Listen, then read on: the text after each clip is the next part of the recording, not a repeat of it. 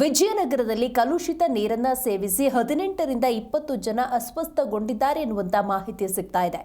S, ವಿಜಯನಗರದಲ್ಲಿ ಆಗಿರುವಂತಹ ಘಟನೆ ಇದು. ವಿಜಯನಗರದಲ್ಲಿ ಕಲುಷಿತ ನೀರು ಸೇವಿಸಿ 18ರಿಂದ 20 ಜನ ಅಸ್ವಸ್ಥಗೊಂಡಿದ್ದಾರೆ. ಕುಡಿಯುವ ನೀರಿನಲ್ಲಿ ಮಳೆ ನೀರು ಮಿಶ್ರಣದಿಂದ ಈ ಅವಘಡ ಸಂಭವಿಸಿದೆ ಅಂತ ಹೇಳಲಾಗ್ತಾ ಇದೆ. ಹಡಗಲಿ ತಾಲೂಕಿನ ಮಾನ್ಯರ ಮಾಸ್ರ ವಾರ್ಡ್ನಲ್ಲಿ ಈ ಘಟನೆ ನಡೆದಿದೆ. ಈ ನಿಟ್ಟಿನಲ್ಲಿ ಶಾಸಕರು ಗರಂ ಆಗಿದ್ದಾರೆ. ಅಧಿಕಾರಿಗಳಿಗೆ ತರಾಟೆಗೆ ತೆಗೆದುಕೊಂಡಿದ್ದಾರೆ ಶಾಸಕ ಕೃಷ್ಣ ನಾಯ್ಕ್. ವಿಜಯನಗರದಲ್ಲಿ ಕಲುಷಿತ ನೀರು ಸೇವಿಸಿ ಆಗಿರುವಂತಹ ಘಟನೆ ಇದು. ಗ್ರಾಮಕ್ಕೆ ಭೇಟಿ ನೀಡಿ ಜನರ ಆರೋಗ್ಯವನ್ನ ಶಾಸಕರು ವಿಚಾರಿಸಿದ್ದಾರೆ ಎನ್ನುವಂತಹ ಮಾಹಿತಿ ಇದೆ. ಮಳೆಗಾಲದಲ್ಲಿ ಮುಂಜಾಗ್ರತೆ ಕೈಗೊಂಡಿಲ್ಲ ಯಾಕೆ ಅಂತ ಶಾಸಕರು ಅಧಿಕಾರಿಗಳಿಗೆ ಪ್ರಶ್ನೆ ಮಾಡಿದ್ದಾರೆ. ಹಡಗಲಿ ತಾಲೂಕಿನ ವೈದ್ಯಾಧಿಕಾರಿ ಡಾಕ್ಟರ್ ಸ್ವಪ್ನ ಕಡ್ಡಿ ಅವರಿಗೆ ಕ್ಲಾಸ್ ಅನ್ನು ತೆಗೆದುಕೊಂಡಿದ್ದಾರೆ ಶಾಸಕ ಕೃಷ್ಣ ರೆಡ್ಡಿ. ಹೌದು, ಕೃಷ್ಣ ನಾಯ್ಕ್ ಅವರು. ಯಾಕಂತ ಹೇಳಿದ್ರೆ ಕಲುಷಿತ ನೀರು ಸೇವಿಸಿ ಅಸ್ವಸ್ಥಗೊಂಡಿರುವಂಥ ಘಟನೆ 18ರಿಂದ 20 ಜನ ಅಂತ ಹೇಳಿದ್ರೆ ನಿಜಕ್ಕೂ ಕೂಡ ಆಶ್ಚರ್ಯ ಆಗುತ್ತೆ. ನೋಡಿ ಅಲ್ಲಿ ಯಾವ ರೀತಿ ನೀರು ಕಲುಷಿತಗೊಂಡಿದೆ ಅನ್ನೋದನ್ನ ಜೀ ಕನ್ನಡ ನ್ಯೂಸ್ನ ಸ್ಕ್ರೀನ್ ಮೇಲೆ ನೀವು ಗಮನಿಸಬಹುದು. ಮಗದೊಂದು ಕಡೆ ಕೃಷ್ಣ ನಾಯ್ಕ್ ಶಾಸಕರು ಅಧಿಕಾರಿಗಳಿಗೆ ಕ್ಲಾಸ್ ತೆಗೆದುಕೊಂಡಿದ್ದಾರೆ. ಹರಪನಹಳ್ಳಿ ಸಾರ್ವಜನಿಕ ಆಸ್ಪತ್ರೆಯಲ್ಲಿ ಕೆಲವರಿಗೆ ಚಿಕಿತ್ಸೆಯನ್ನ ಒದಗಿಸಲಾಗ್ತಾ ಇದೆ. ಇನ್ನು ಹಡಗಲಿ ಸರ್ಕಾರಿ ಆಸ್ಪತ್ರೆಯಲ್ಲಿ ಕೆಲವು ಗ್ರಾಮಸ್ಥರಿಗೆ ಚಿಕಿತ್ಸೆಯನ್ನ ಒದಗಿಸಲಾಗ್ತಾ ಇದೆ. ಆರೋಗ್ಯ ಇಲಾಖೆ ಅಧಿಕಾರಿಗಳು ಮನೆಗಳಿಗೆ ಭೇಟಿ ನೀಡಿ ಪರಿಶೀಲನೆಯನ್ನ ನಡೆಸ್ತಾ ಇದ್ದಾರೆ. ಗ್ರಾಮಕ್ಕೆ ನೀರು ಸರಬರಾಜು ಬಂದ್ ಮಾಡಿದೆ ಗ್ರಾಮ ಪಂಚಾಯಿತಿ. ಇದನ್ನು ಕೂಡ ಗಮನಿಸಬೇಕಾಗುತ್ತೆ. ನೋಡಿ, ಇಲ್ಲಿ ಎರಡು ಆಯಾಮಗಳು. ಅನಾಹುತ ಆದಮೇಲೆ ಕ್ರಮಗಳನ್ನು ತೆಗೆದುಕೊಳ್ಳೋದಕ್ಕೂ ಅನಾಹುತ ಆಗದಂತೆ ಕ್ರಮವನ್ನು ತೆಗೆದುಕೊಳ್ಳೋದಕ್ಕೂ ವ್ಯತ್ಯಾಸ ಇದೆ. ಅದಕ್ಕೆ ಶಾಸಕ ಕೃಷ್ಣ ನಾಯ್ಕ್ ಅವರು ಗರಂ ಆಗಿದ್ದು. ನೋಡಿ, ಈಗ ಆರೋಗ್ಯ ಇಲಾಖೆ ಅಧಿಕಾರಿಗಳು ಮನೆಗಳಿಗೆ ಭೇಟಿ ನೀಡಿ ಪರಿಶೀಲನೆಯನ್ನ ನಡೆಸ್ತಾ ಇದ್ದಾರೆ. ಹಡಗಲಿ ಸರ್ಕಾರಿ ಆಸ್ಪತ್ರೆಯಲ್ಲಿ ಈಗಾಗಲೇ ಗ್ರಾಮಸ್ಥರಿಗೆ, ಹರಪನಹಳ್ಳಿ ಸಾರ್ವಜನಿಕ ಆಸ್ಪತ್ರೆಯಲ್ಲಿ ಗ್ರಾಮಸ್ಥರಿಗೆ ಯಾರೆಲ್ಲ ಅಸ್ವಸ್ಥಗೊಂಡಿದ್ರು ಅವರಿಗೆ ಚಿಕಿತ್ಸೆಯನ್ನು ಒದಗಿಸಲಾಗ್ತಾ ಇದೆ. ಈ ನಡುವೆ ಗ್ರಾಮಕ್ಕೆ ನೀರನ್ನು ಏನು ಸರಬರಾಜು ಮಾಡ್ತಾರೆ ಅದನ್ನು ಗ್ರಾಮ ಪಂಚಾಯಿತಿ ಅಧಿಕಾರಿಗಳು ಬಂದ್ ಮಾಡಿದ್ದಾರೆ. ಸ್ಥಳಕ್ಕೆ ತಾಲೂಕು ಪಂಚಾಯಿತಿ, ಗ್ರಾಮ ಪಂಚಾಯಿತಿ PDO, ಗ್ರಾಮ ಪಂಚಾಯಿತಿ ಸದಸ್ಯರು ಭೇಟಿ ಕೊಟ್ಟು ಪರಿಶೀಲನೆಯನ್ನು ನಡೆಸ್ತಾ ಇದ್ದಾರೆ. ನೋಡಿ, ಮಳೆ ನೀರು ಕಲುಷಿತ ನೀರಿನೊಂದಿಗೆ ಬರುತ್ತಿದೆ. ಅದನ್ನು ಉಪಯೋಗಿಸಿದಂತಹ ಗ್ರಾಮಸ್ಥರಲ್ಲಿ ಆರೋಗ್ಯದಲ್ಲಿ ವ್ಯತ್ಯಯ ಉಂಟಾಗಿದೆ, ಅಸ್ವಸ್ಥಗೊಂಡಿದ್ದಾರೆ. ನೋಡಿ, ಕಲುಷಿತ ನೀರಿದೆ ಅನ್ನೋದಾದರೆ ಅದನ್ನು ಡೈವರ್ಟ್ ಮಾಡಬೇಕು. ಕುಡಿಯೋ ನೀರಿನ ಜೊತೆ ಬೆರಕೆ ಆಗುವ ಹಾಗೆ ಮಾಡಬಾರ್ದಾಗಿತ್ತು. ಈ ನಿಟ್ಟಿನಲ್ಲಿ ಶಾಸಕರು ಕೂಡ ಗರಂ ಆಗಿದ್ರು. ಕುಡಿಯಬೇಕು ಯಾರು, ನೀರಲ್ಲಿ ಯಾರು ನೋಡ್ಕೋಬೇಕು? ನಿಂದೇನು ಕೆಲಸ?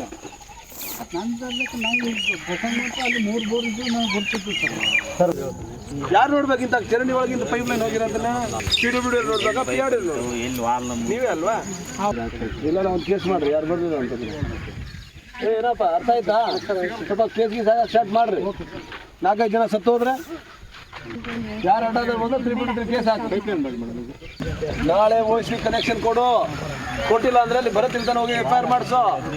ಯಾರು ಅಡ್ಡ ಬರ್ತಾರೆ ಆಮೇಲೆ ನಿಮ್ಮೆಲ್ಲರ ಮೇಲೆ FIR ಮಾಡ್ತೀನಿ, ಬಿಡಲ್ಲ. ಅವ್ರದ್ದು ಜೀವ ಅಲ್ವಾ?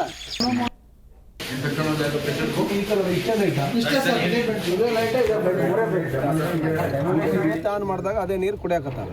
ಅದು ಎಲ್ಲಿ ನೀರು ಲೀಕ್ ಆಗುತ್ತೆ. ಈಗ ಎಷ್ಟು ದಿನದಿಂದ ಆಗಿದೆ ಗೊತ್ತಿಲ್ಲ. ಮಳೆ ಬಂದಿದ ಮೇಲೆ, ಜಾಸ್ತಿ ನೀರು ನಿಂತಿದ ಮೇಲೆ ಈ ಥರ ಪ್ರಾಬ್ಲಮ್ ಸ್ಟಾರ್ಟ್ ಆಗಿದೆ. ಅದಕ್ಕೆ ಯಾವ್ಯಾವ ಊರಲ್ಲಿ ಎಲ್ಲೆಲ್ಲಿ ನೀವು ಬೋರ್ ಹಾಕಿದ್ದೀರಿ, ಯಾಕೆ ಇನ್ಸ್ಪೆಕ್ಟ್ ಮಾಡಲ್ಲ? ಕುಡಿಯೋ ನೀರು ಕಾಯಕಿತ್ತು ರಮೇಶ್, ಏನೊಂದು ಅನಾಹುತ ಆಯ್ತಂದ್ರೆ ಯಾರಿಗೂ ಬಿಡಲ್ಲ, ಎಲ್ಲ ಜೀವ ಅಷ್ಟೇ. ಮತ್ತೆ ಯಾರ್ಯಾರಿಗೂ ಜವಾಬ್ದಾರಿನೇ ಇಲ್ಲ. ಈಗ ನಾನು ಪಂಚಾಯತಿ ಓಡಾಡ್ತಾ ಇದ್ದೀನಿ, ಸುಮ್ಮನೆ ಪಂಚಾಯತಿ. ಈ ಬಗ್ಗೆ ಹೆಚ್ಚಿನ ಡೀಟೇಲ್ಸ್ ಅನ್ನು ನಮ್ಮ ಪ್ರತಿನಿಧಿ ಮಂಜುನಾಥ್ ಹಿರೇಮಠ್ ನೀಡ್ತಾರೆ. ಮಂಜುನಾಥ್, ಕುಡಿಯೋ ನೀರಲ್ಲಿ ಕಲುಷಿತ ನೀರು ಮಿಕ್ಸ್ ಆಗಿದೆ ಹೇಗೆ ಅಂತ? ದಿವ್ಯ, ಈಗ ನೋಡಿ, ಕಳೆದ 1 ವಾರಗಳಿಂದನೂ ಕೂಡ ವಿಜಯನಗರ ಮತ್ತು ಬಳ್ಳಾರಿ ಅವಳಿ ನಗರಗಳಲ್ಲೂ ಕೂಡ ಭಾರಿ ಪ್ರಮಾಣದ ಮಳೆ ಸುರಿತಾ ಇದೆ.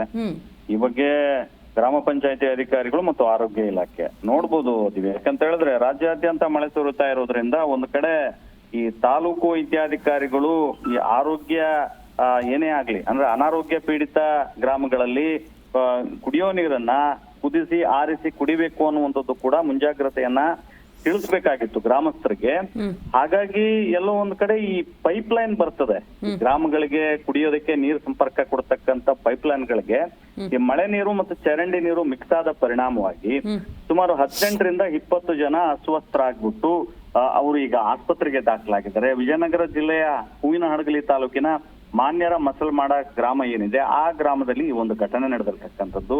ಈ ಬಗ್ಗೆ ಹೂವಿನ ಹಡಗಲಿಯ ಶಾಸಕರಾದಂತ ಕೃಷ್ಣ ನಾಯಕ್ ಅವರು ಕೂಡಲೇ ಆಸ್ಪತ್ರೆಗೆ ಭೇಟಿಯನ್ನ ಕೊಡ್ತಾರೆ. ಭೇಟಿ ಕೊಟ್ಟು ಏನವರು ಆಸ್ಪತ್ರೆಗೆ ದಾಖಲಾದಂತ ರೋಗಿಗಳ ಆರೋಗ್ಯವನ್ನ ಕೂಡ ಪರಿಶೀಲನೆಯನ್ನ ಮಾಡ್ತಾರೆ. ಸ್ಥಳದಲ್ಲಿ ವೈದ್ಯಾಧಿಕಾರಿಗಳಾದಂತ ಸ್ವಪ್ನ ಕಟ್ಟಿ ಅವರು ಕೂಡ ಇರ್ತಾರೆ. ಅವ್ರಿಗೂ ಕೂಡ ಕ್ಲಾಸ್ ಅನ್ನ ತೆಗೆದುಕೊಳ್ತಾರೆ.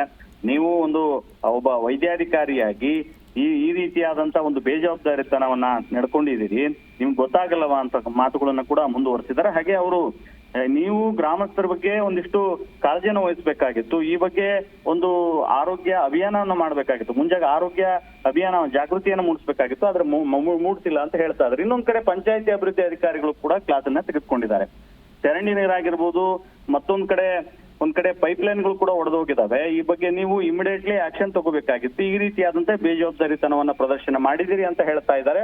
ಕೂಡಲೇ ನೀವು ಎಲ್ಲೆಲ್ಲಿ ಪೈಪ್ಗಳು ಒಡೆದೋಗಿದಾವೆ ಕೂಡಲೇ ಪೈಪ್ಗಳನ್ನ ಸರಿಪಡಿಸಿ, ಹಾಗೇನೆ ಇನ್ನೂ 1 ವಾರಗಳಲ್ಲಿ ಈ ಎಲ್ಲ ರೀತಿಯಾದಂತ ವ್ಯವಸ್ಥೆಯನ್ನ ಮಾಡ್ಕೋಬೇಕು. ಯಾಕಂತ ಹೇಳಿದ್ರೆ ಇನ್ನೂ 15 ದಿನಗಳ ಕಾಲ ಭಾರಿ ಪ್ರಮಾಣದಲ್ಲಿ ಮಳೆ ಇರೋದ್ರಿಂದ ಎಲ್ಲೆಲ್ಲಿ ಪೈಪ್ಗಳು ಒಡೆದೋಗಿದಾವೆ ಆ ಪೈಪ್ಗಳನ್ನ ಸರಿಪಡಿಸಬೇಕು ಅನ್ನುವಂಥದ್ದು ಕೂಡ ಹೇಳ್ತಾ ಇದ್ದಾರೆ. ಹಾಗಾಗಿ ಆರೋಗ್ಯ ಇಲಾಖೆ ಕೂಡ ಮುಂಜಾಗ್ರತಾ ಕ್ರಮವಾಗಿ ಇವತ್ತು ಎಲ್ಲೆಲ್ಲಿ ಮಳೆ ನೀರು ಮಿಕ್ಸ್ ಆಗಿದೆ ಅನ್ನೋ ಚರಂಡಿ ನೀರಿದೆಯೋ ಅಲ್ಲಿ DDT ಪೌಡರ್ನ ಸಿಂಪಡಿಸ್ತಕ್ಕಂತ ಕಾರ್ಯಕ್ರಮಗಳನ್ನು ಕೂಡ ಆರೋಗ್ಯ ಇಲಾಖೆ ಕೈಗೊಂಡಿದೆ. ಹೀಗಾಗಿ ಅಧಿಕಾರಿಗಳ ಬೇಜವಾಬ್ದಾರಿತನದಿಂದ ಈ ರೀತಿಯಾಗಿ ಘಟನೆ ನಡೆದಿದೆ ಅಂತ ಹೇಳ್ಬಿಟ್ಟು ಶಾಸಕರೇ ಬಹಿರಂಗವಾಗಿ ಅಧಿಕಾರಿಗಳ ಮೇಲೆ ರೇಗಾಡಿರ್ತಕ್ಕಂಥದ್ದು ಕೂಡ ವಿಡಿಯೋದಲ್ಲಿ ಇದೆ. ಹಾಗಾಗಿ ಮುಂದಿನ ದಿನಗಳಲ್ಲಿ ಈ ರೀತಿಯಾದಂತ ಘಟನೆಗಳು ನಡಿಬಾರದು ಅನ್ನುವಂಥದ್ದು ಕೂಡ ಶಾಸಕರು ಅಧಿಕಾರಿ ವರ್ಗಕ್ಕೆ ಖಡಕ್ ಆಗಿ ಸೂಚನೆಯನ್ನು ಕೊಟ್ಟಿರ್ತಕ್ಕಂಥದ್ದು. ದಿವ್ಯಾ, ಮಂಜುನಾಥ್, ಈಗ ಗ್ರಾಮಕ್ಕೆ ನೀರು ಸರಬರಾಜನ್ನು ಬಂದ್ ಮಾಡಿದಾರಲ್ವಾ, ಪರ್ಯಾಯ ವ್ಯವಸ್ಥೆ ಏನು ಆ ಗ್ರಾಮದ ಜನರಿಗೆ? ಕುಡಿಯೋದಕ್ಕೆ ನೀರು ಇರ್ಬೋದು, ಬೇರೆ ಬೇರೆ ಕೆಲಸಗಳಿಗೆ ನೀರಿಗೆ ವ್ಯವಸ್ಥೆ ಏನ್ ಮಾಡ್ಕೊಂಡಿದ್ದಾರೆ ಅಂತ? ಈಗ ಟ್ಯಾಂಕರ್ ಮೂಲಕ ನೀರನ್ನ ಕೊಡ್ತೇವೆ ಅಂತ ಕೂಡ ಹೇಳಿದ್ದಾರೆ ಅಧಿಕಾರಿಗಳು. ಹಾಗೆ ಎಲ್ಲೆಲ್ಲಿ ಪೈಪ್ ಲೈನ್ಗಳು ಕಟ್ ಆಗಿದಾವೆ ಅಂದ್ರೆ ಒಡೆದೋಗಿದಾವೆ ಅದನ್ನ ಸರಿಪಡಿಸ್ತಕ್ಕಂಥದ್ದು ಕೂಡ ಪಂಚಾಯತ್ ಅಭಿವೃದ್ಧಿ ಅಧಿಕಾರಿಗಳು ಕಾರ್ಯೋನ್ಮುಖರಾಗಿದ್ದಾರೆ. ಈಗ ತಾನೇ ಜಿ ಕನ್ನಡ ನ್ಯೂಸ್ಗೆ ಸಂಬಂಧಪಟ್ಟಂತ ಅಧಿಕಾರಿಗಳು ಕೂಡ ಮಾಹಿತಿ ಕೊಟ್ಟಿದ್ದಾರೆ. ಆ ಮಾನ್ಯರ ಮಸಲ್ವಾಡ ಗ್ರಾಮದಲ್ಲಿ ಏನಾಗಿತ್ತು, ಪೈಪ್ಲೈನ್ ಒಡೆದೋಗಿತ್ತು, ಎಲ್ಲೆಲ್ಲಿ ಈ ಒಂದು ಕಲುಷಿತ ನೀರು ಮಿಕ್ಸ್ ಆಗಿತ್ತು ಆ ಎಲ್ಲವನ್ನ ಸರಿಪಡಿಸ್ತಕ್ಕಂತ ಕೆಲಸವನ್ನು ಕೂಡ ಅಧಿಕಾರಿ ವರ್ಗ ಈಗ ಕಾರ್ಯೋನ್ಮುಖವಾಗಿದೆ ಮತ್ತು ಸರಿಪಡಿಸಿದೆ ಅಂತಕ್ಕಂಥದ್ದು ಕೂಡ ಮಾಹಿತಿ ಲಭ್ಯವಾಗ್ತಾ ಇದೆ. ಯಾಕಂತ ಹೇಳಿದ್ರೆ ಜನಪ್ರತಿನಿಧಿಗಳು ಏನು ಕಾಳಜಿ ವಹಿಸ್ಲಿಲ್ಲ ಅಂತ ಹೇಳಿದ್ರೆ ಈ ರೀತಿಯಾದಂತ ಘಟನೆಗಳು ನಡೀತವೆ ಅನ್ನುವಂಥದ್ದು ಕೂಡ ಮೇಲ್ನೋಟಕ್ಕೆ ಗೊತ್ತಾಗ್ತದೆ. ಆದ್ರೆ ಅಧಿಕಾರಿ ವರ್ಗ ತಮ್ಮ ಕೆಲಸವನ್ನ ತಾವು ಮಾಡಿದ್ರೆ ಈ ರೀತಿಯಾದಂತ ಇಂಥ ಅವಘಡಗಳು ಸಂಭವಿಸ್ತಿದ್ದಿಲ್ಲ ಅಂತದ್ದು ಕೂಡ ಸಾರ್ವಜನಿಕ ವಲಯಗಳಲ್ಲಿ ಒಂದು ಚರ್ಚೆ ಆಗಿರ್ತಕ್ಕಂಥದ್ದು. ಥ್ಯಾಂಕ್ ಯು ನಿಮ್ಮೆಲ್ಲ ಮಾಹಿತಿಗಾಗಿ ಮಂಜುನಾಥ್. ಎಫ್ಐಆರ್ ಮಾಡಿಸೋ, ಯಾರು ಅಡ್ಡ ಬರ್ತಾರೆ ಆಮೇಲೆ ನಿಮ್ಮೆಲ್ಲರ ಮೇಲೆ ಎಫ್ಐಆರ್ ಮಾಡ್ತೀನಿ, ಬಿಡಲ್ಲ ನಾನು. ಅವ್ರದ್ದು ಜೀವ ಅಲ್ವಾ? ಬಿಟ್ಟರೆ ಏನಾದ್ರು ಆಗ್ಬೇಕು, ನಿಮಗೆ ಬಿಟ್ಟರೆ ನೋಡ್ರಿ ಬಿಡಿ ಸಾಹೇಬ್ರೆ, ನೀವು ದಯಮಾಡಿ ಬೇಜಾರು ಪಡ್ಕೊಂಡು ಬರೋಲ್ಲ, ನಿಮ್ಗೆ ಯಾರಿಗೂ ಬಿಡಲ್ಲ. ಯಾಕೆ ಯಾರ ಕುಡಿಯೋಬೇಕು, ಯಾರು ನೀನು ಅದು ಯಾರು ನೋಡ್ಕೋಬೇಕು? ನಿನ್ನೇನು ಕೆಲಸ ಸಾಕಾಗಿಲ್ಲ. ನೀವು ಕೂಡ ಹ್ಯಾಂಡ್ ಓವರ್ ಮಾಡೋಕ್ಕಿಂತ ಮುಂಚೆ ಕಂಪ್ಲೀಟ್ಲಿ ಚೆಕ್ ಮಾಡಿ ಎಲ್ಲ ಓಕೆ ಆದ್ಮೇಲೆ ಆದ್ರೆ ನನಗೂ ಇನ್ವಾಲ್ವ್ ಮಾಡಿ, ಅದಾದ್ಮೇಲೆ ಹ್ಯಾಂಡ್ ಓವರ್ ತಗೊಳ್ಳಿ. ಅಲ್ಲೂರಿಗೆ ಹ್ಯಾಂಡ್ ಓವರ್ ತಗೊಬಿಟ್ಟು ಅಲ್ಲೂರಿಗೆ ಬಿಲ್ಲು ಬರಿಬೇಡಿ. ನೀನು ಮಲ್ಟಿ ವಿಲೇಜ್ ಸ್ಕೀಮ್ ಇಮಿಡಿಯೇಟ್ಲಿ ಮಾಡೋ. ನಿನ್ಗೆ ಯಾವ ನ್ಯೂಸ್ ಇದೆ ಅಂದ್ರೆ ಎಫ್ಐಆರ್ ಮಾಡಿಸು. ನಾಳೆ ಬೆಳಗಿಂದ ಸ್ಟಾರ್ಟ್ ಮಾಡೋದನ್ನ. ಅಲ್ಲಿ ಚರಂಡಿ ಇದೆ, ಚರಂಡಿ ನೀರು ಇಡೀ ಊರಿನ ಚರಂಡಿ ಹೋಗಿ ನಿಂತ್ಕೊಳ್ಳುತ್ತೆ.